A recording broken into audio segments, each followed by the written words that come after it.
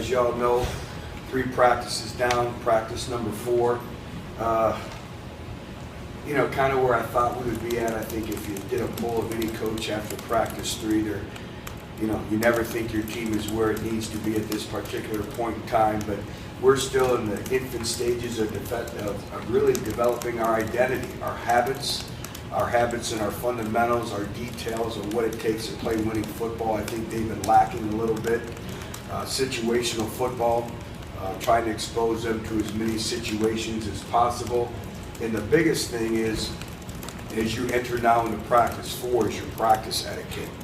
You go from helmets to now shoulder pads, and then obviously day 5 is full pads, but them understanding the progressions and the tempos from tag to thud and the details that go into tag and thud, and when we rush the quarterback, running behind the quarterback. You know, I think our pursuit, I think our overall effort has been very, very good overall as a football team. But I think just the overall fundamentals, the details, you know, not looking around, always competing and never comparing with what's going on. And then also recovery. Our players are challenged right now, obviously, with the full academic workload and practice and finding the time to invest in their bodies with recovery. And part of the recovery process is also fatigue, mental fatigue. So again, how are you getting 20 minutes of quiet time? What it takes to recharge your batteries, finding those times, sacrificing getting in bed a little bit early, staying ahead of your academic studies. All those things go hand in hand with the sleep and the hydration and all that, but the mental fatigue as well. As we know, it's a line of scrimmage league. I thought putting the shoulder pads on, the speed of the game changed up. For our offensive line, we were able to move the front a little bit more. We struggled a little bit, but that's what training camp is all about. It's about working through adversity, persevering, finding out which individuals are mentally equipped to make it through a long season, in the toughness part of it. Not only the physical toughness, but the mental toughness, the ability to communicate. You know, like I told our football team this morning, we need to embrace the day. You know, it's a chance to improve our body language, our communication, our toughness with everything that we do, our fundamentals, our details of what it takes to play at a high level on a consistent basis. So those are all the things that we're going through, but in closing, I think we're kind of where I thought we would be. Now, how do we take the next step? And we don't have to be game ready yet, but how do we take the next step with all those things that I just discussed? Raise your hand, any questions? Start with John, Rachel, and who else? Which Jalen Hurd just said the way this team works, you guys are ready to play a game now. Do you agree with that? No. Jalen, that's why you love him. He's ready to play anytime, but there's so much that goes into it to preparing a team. And I just spoke about it from the mental aspect of it to the fundamental aspect of it to special teams. And then being in football condition. You know, are you able to play at a high level the 9th and 10th play of an extended drive, whether it's on offense or defense? The ability to handle sudden change, situational football, 1-minute offense, 4-minute offense. So many things that go into it. I love his mindset. That's what makes him special, but we have a long, long ways to go. Well, and following up to that, all the situational football that you've already discussed. I left you out, by the way. I won't put you in there. That's fine. My age, mate. I forgot to ask this the other day, just any roster changes in terms of departures, I guess Dontavius Blair, Cody Blank, just if you can go over whoever's not. Cody Blank has decided to graduate and move on, and wish him all the best. Dontavius Blair is no longer part of the program. Joe Stock still, again, I give Stock a lot of credit. Great, great young man, came a long way in our program and went from a walk-on to earning a scholarship. And, you know, it just comes time. Our body says no at some point in time in our career. And that's what happened there. And wish all those individuals the best. But with Stock still on Cody, it's not a matter of transferring, they just decided to stop playing. Rob? Correct. Coach, we all thought, before practice started, just looking, I guess, everywhere, but in the secondary in particular, so much faster, so much more athletic. Has that kind of borne out for you in the first 3 days? Yeah, but lack of details and fundamentals right now at that position group. and you press with your feet. And yesterday was the first day of press, but we break penalties down into 3 sections: pre-snap penalties, combative penalties, and personal fouls. We had way too many combative penalties yesterday, and that usually happens the first day of press. But that's a group that their attention to detail has to pick up, and they will. It's a very prideful group. They're extremely competitive, but we expect a lot. We demand a lot from that position group, but just the overall fundamentals, I expect more from that group, and I know we'll get more. With Jalen Hurd, how do you kind of toe the line between making sure you get him enough contact during camp to get him ready for the season without maybe risking or beating him too much? It is a fine line. I know that come game day, Jalen Hurd will be ready. He's proven it over time. What we have to do is make sure that we get him his touches in practice, that it's very calculated when he takes hits. But a back like that needs to take hits at times because he's got to be game ready. And a back's going to get hit, he's going to get tackled. But we have to do a great job at managing that. And I know that he'll be ready to go when it's game time, but that's a good question because we do have to manage that, and we have a plan in place for that. A couple more questions about his kind of offseason. First of all, I guess what was your reaction when you see him hopping on a treadmill at 23 miles an hour? And second of all, kind of how do you go about your players if they come to you about wanting to go elsewhere to do some training during the summer? I welcome that. This is a very driven group, and if they have an opportunity over break, they just have to understand their body, and as long as it doesn't affect them in terms of rest and recovery, I'm good with that. I always say I'd rather say whoa than sick 'em, and we have a group at times that we have to say whoa, which is a great thing as a coach. I do think it's a balancing act. In terms of looking and seeing that on video, I had to look the other way and pretend I didn't see it, and then he got a lecture from me with a phone call of being smart and taking care of himself. But Jalen's extremely competitive. If you challenge him, he's going to answer the challenge. But very, very driven. And again, if they can make themselves better and they're driven, I'm all for that.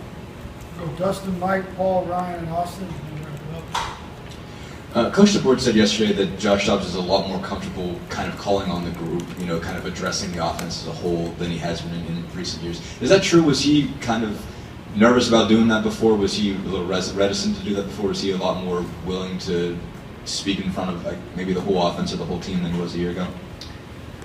I just think it's been a maturation process.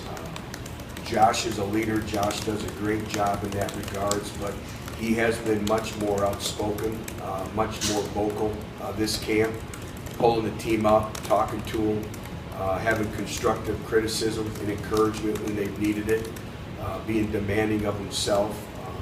He's done that in the past, but I don't think as much as what he's displayed, and I think that comes with confidence. I think that comes with maturity and growing into his role.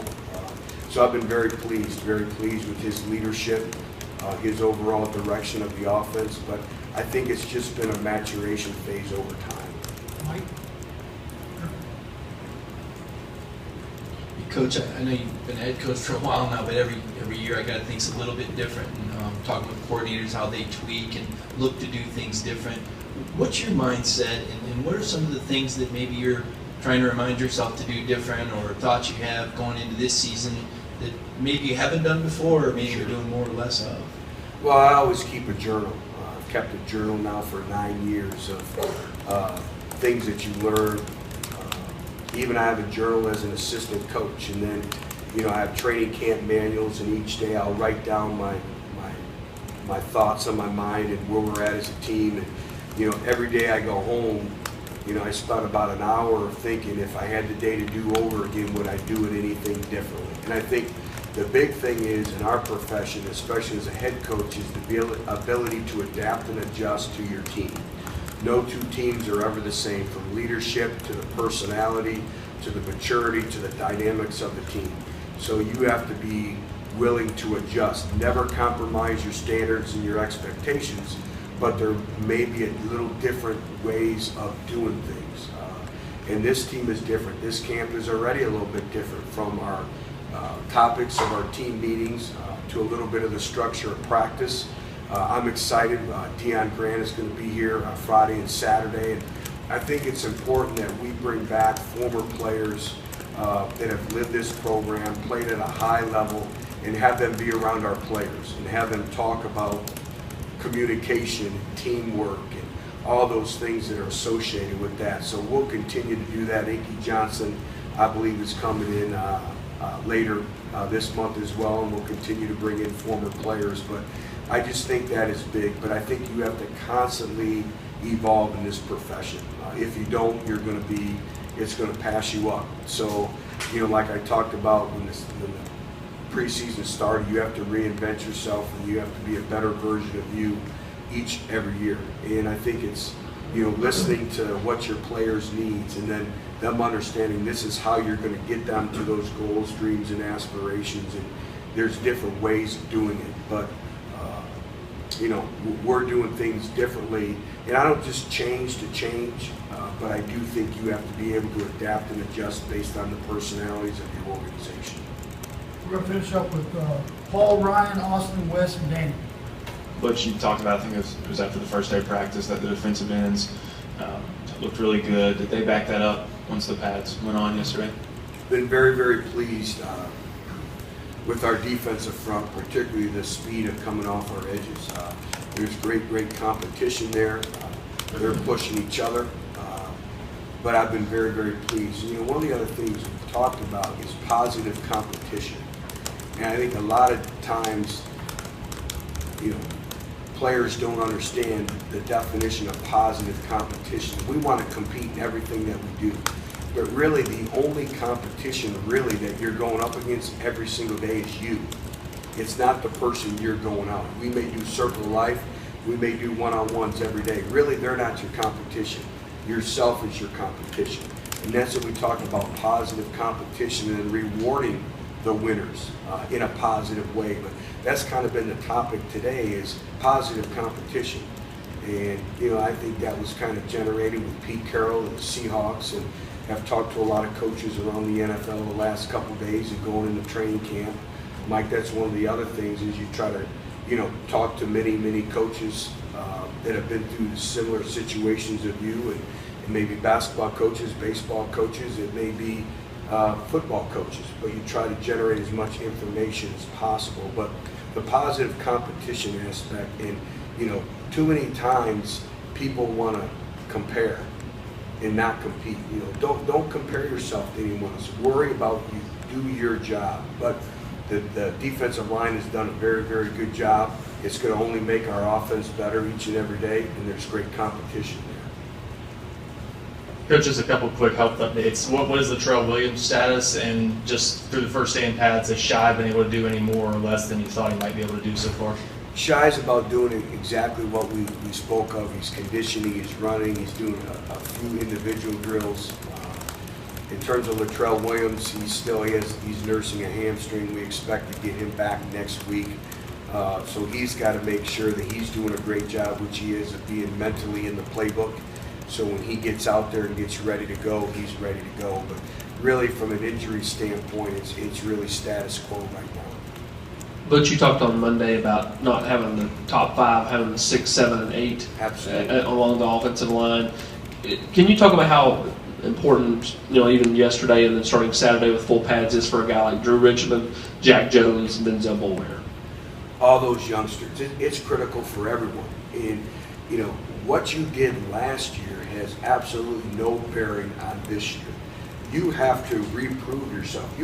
Football is a humbling game. You have to prove yourself day in and day out. And so you have to bring it every single day, particularly when you're in the trenches. What's asked of them, what's required of them, the mental toughness, the physical toughness. So to me, all positions are open.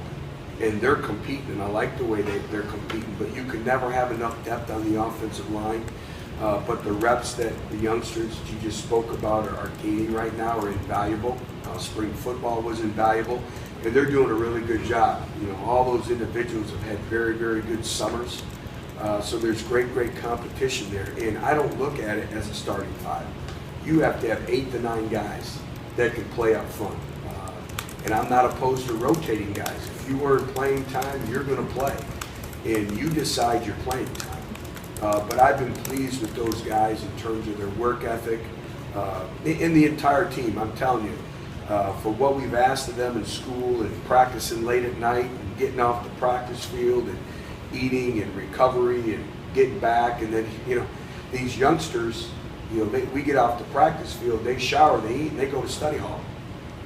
And so there's a lot that's being asked of them, and I've been very impressed, I've been very happy with the way our players have responded with the schedule. Got Wes and Danny.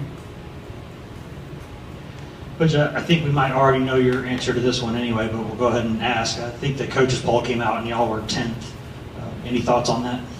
Got a first place, but You're the first person, I can honestly sit up here and tell you, the first person that's told me that.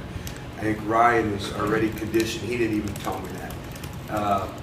I don't read Doesn't it. help us get better. I don't read anything into that.